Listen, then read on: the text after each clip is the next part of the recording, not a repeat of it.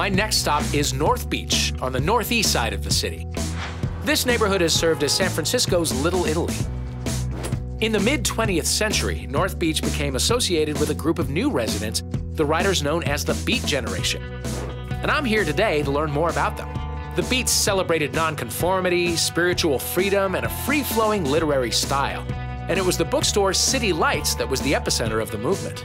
Founded by Lawrence Ferlinghetti in 1953, City Lights sold books by the Beats, like novelist Jack Kerouac, poet Neil Cassady, and it even published Allen Ginsberg's controversial poem, Howl. Just across the street is the Beat Museum, which is home to artifacts related to America's literary counterculture. Jerry Smino. Hi, I'm Dave Holmes. Hi, Dave. How are you?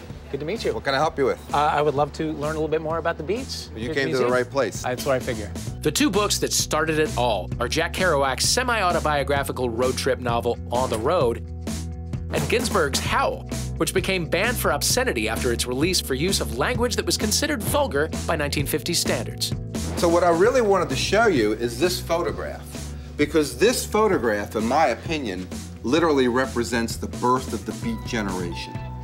Jack Kerouac has got the cigarette in his mouth. He's only 22 years old. Look at these beautiful young men. I know. Look at Allen Ginsberg. is only 18. He looks like a young Sal Mineo. He does. William S. Burroughs is on the right. He's in the hat. And the guy on the left, his name is Hal Chase. And he was a childhood friend of Neil Cassady's. And so when he was at Columbia with these guys living in New York, Neil Cassady would write him letters from reform school. And Jack and Allen would read these letters from Neil and they'd say, wow, look at the way this guy can write. Who's ever seen a letter like this? And they adapted their writing style based upon Neil's letters. 2 years later, in 1946, Neil comes to visit Hal Chase, and that's the beginning of the book, On the Road. And that's how it started.